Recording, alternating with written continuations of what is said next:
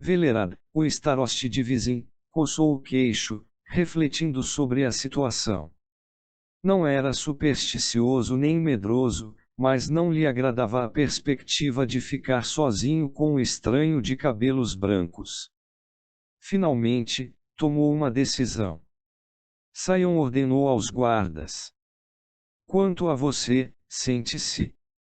Não, não aqui, um pouco mais afastado, se não for incômodo. O desconhecido sentou-se. Já não portava a espada nem a capa preta.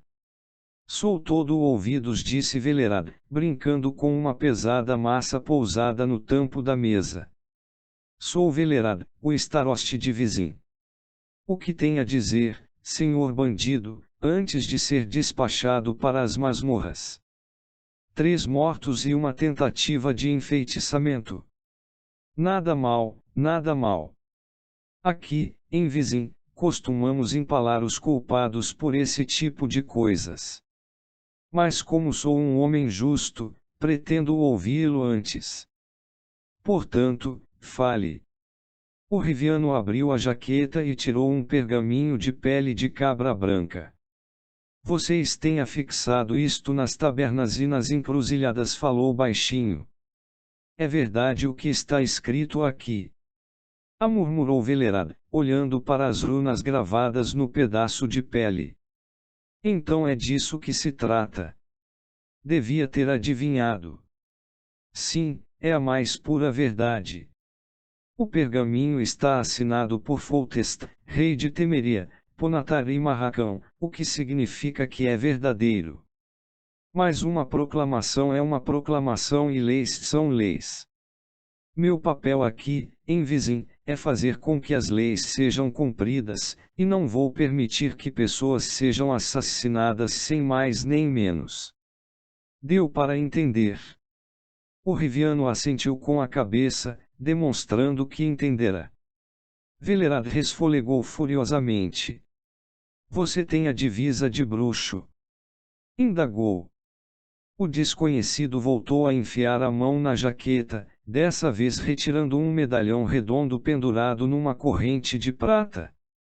Nele estava gravada a cabeça de um lobo com as presas arreganhadas. E você tem nome? Pode ser qualquer um. Não estou perguntando por curiosidade, mas para facilitar nossa conversa. Meu nome é Geraldo. Pois que seja Geraldo. De Rívia, como deduzo por seu sotaque. De Rívia. Sabe de uma coisa, Geraldo? Não se envolva neste assunto, disse Velerad, batendo com a mão na proclamação. É um caso bastante sério. Muitos já tentaram.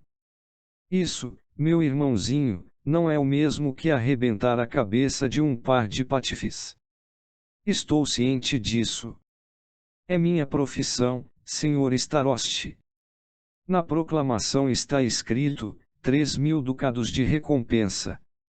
3.000, confirmou Velerad, de boca cheia. E mais a mão da princesa, segundo dizem por aí, embora nosso amado Foltest não tenha acrescentado isso à proclamação.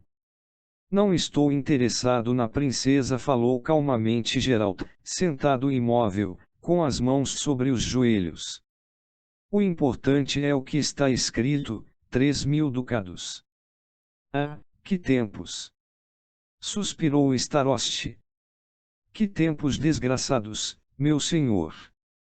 Há apenas 20 anos quem poderia imaginar, mesmo estando embriagado, que pudessem existir tais profissões?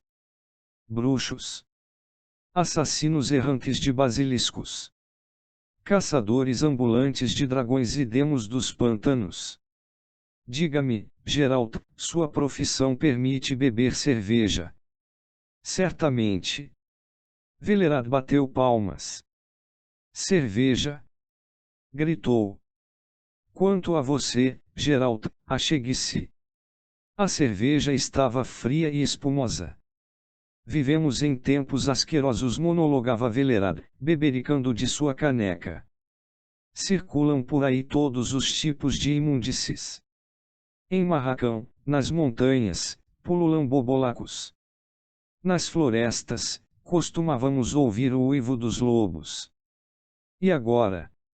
Agora só se vêem espectros, bosqueolos, lobisomens e outros seres estranhos.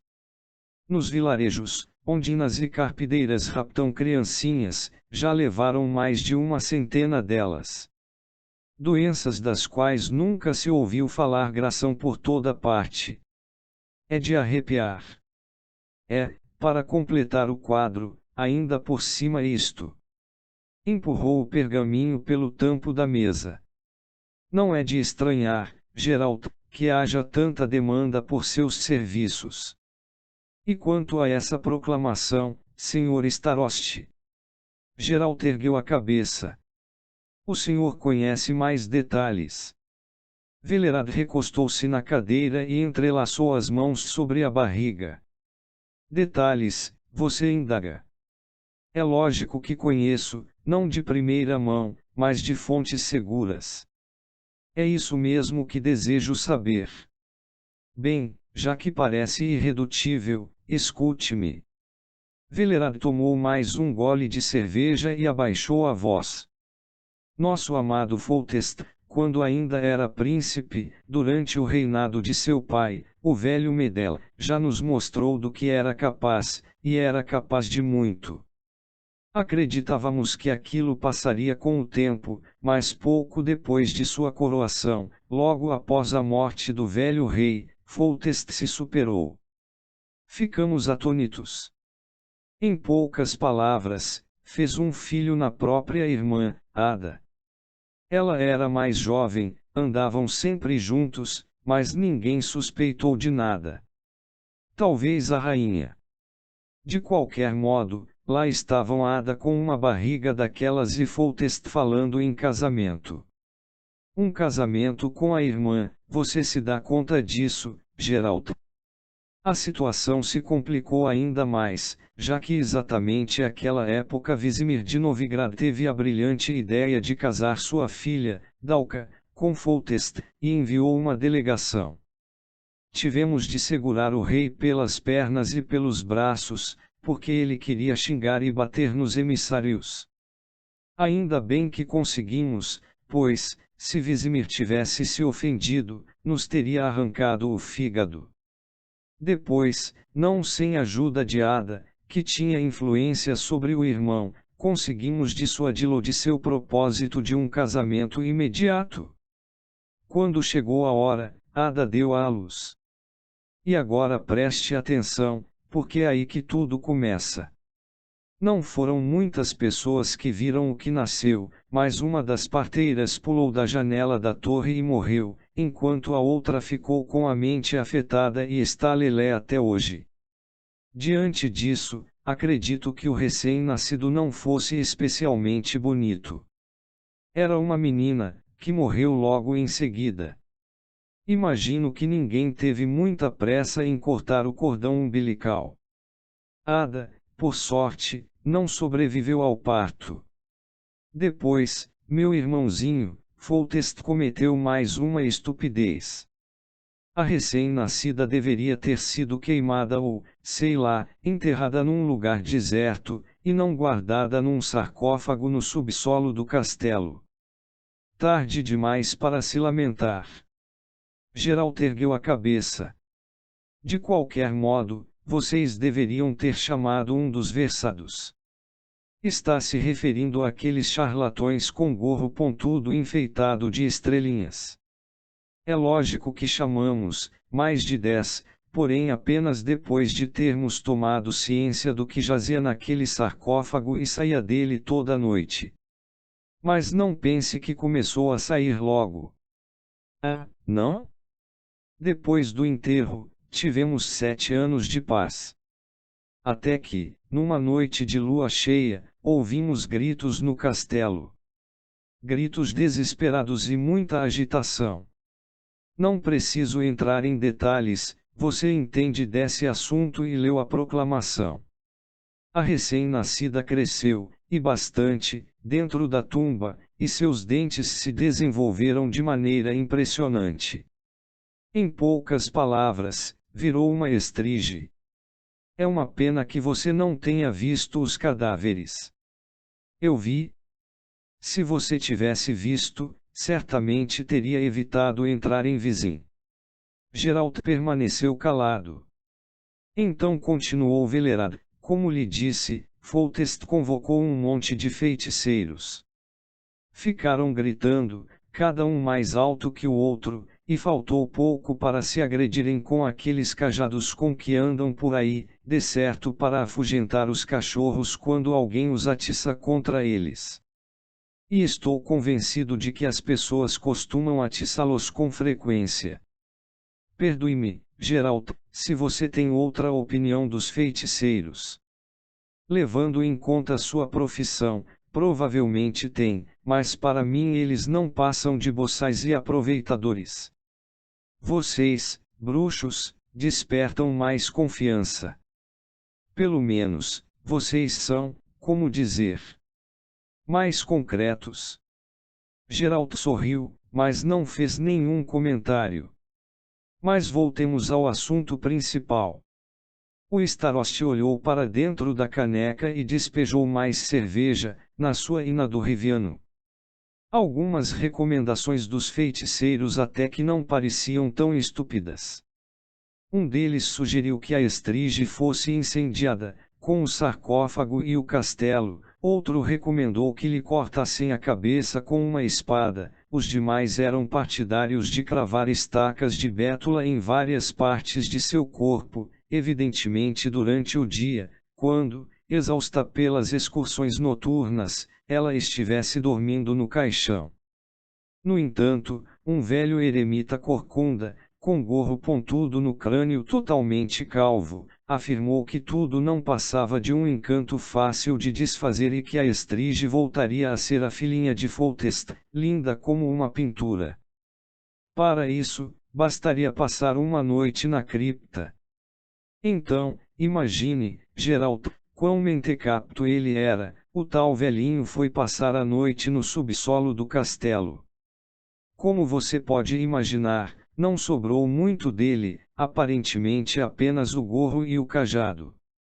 Mas Foltest agarrou-se a essa ideia com unhas e dentes, proibiu qualquer tentativa de matar a estrige e atraiu para Vizin charlatões e mais charlatões de todos os recantos do reino para que desfizessem o feitiço, transformando o monstro de volta numa princesinha. Aquilo, sim, era uma corja de pilantras. Umas velhotas encurvadas, uns capengas, todos sujos, sarnentos, davam pena.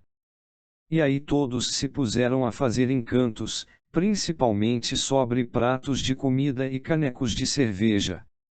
É verdade que Foltestou o conselho de anciões logo desmascararam vários deles, até penduraram alguns em ameias, mas poucos, muito poucos. Eu teria enforcado todos.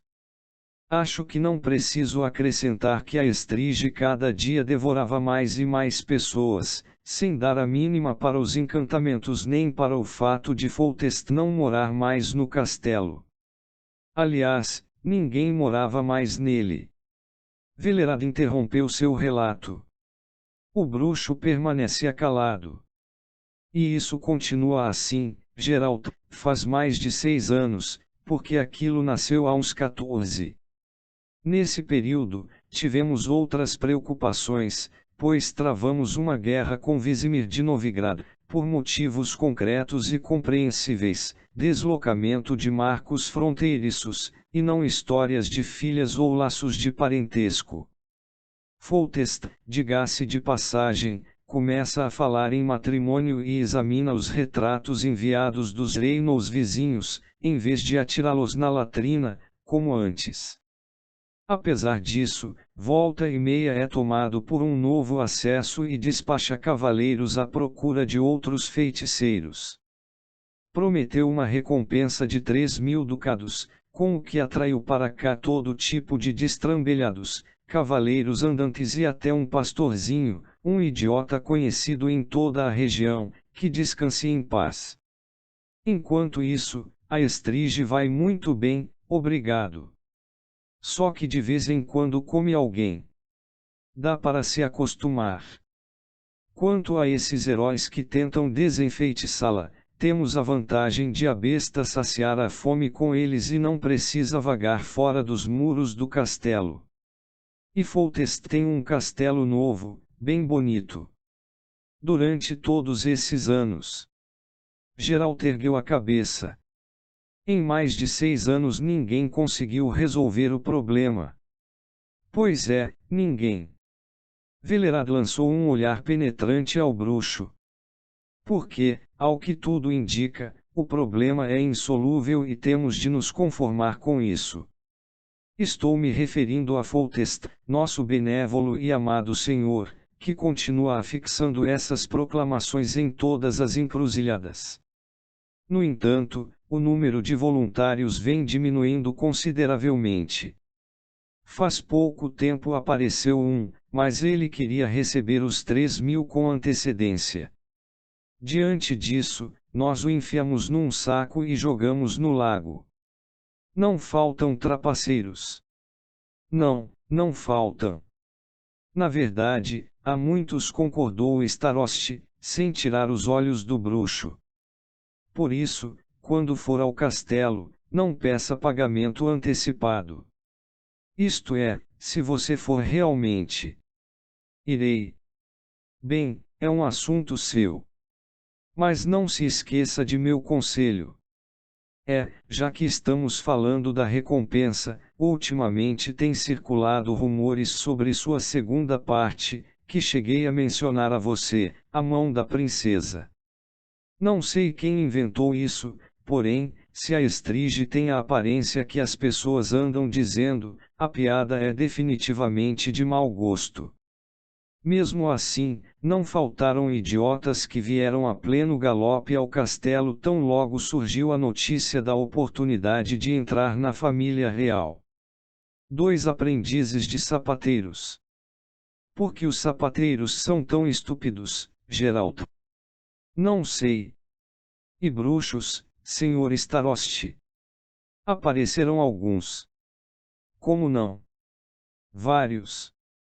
Quando eram informados de que a Estrige deveria ser desenfeitiçada e não morta, davam de ombros e iam embora. É em parte por isso que cresceu meu respeito pelos bruxos, Geralt.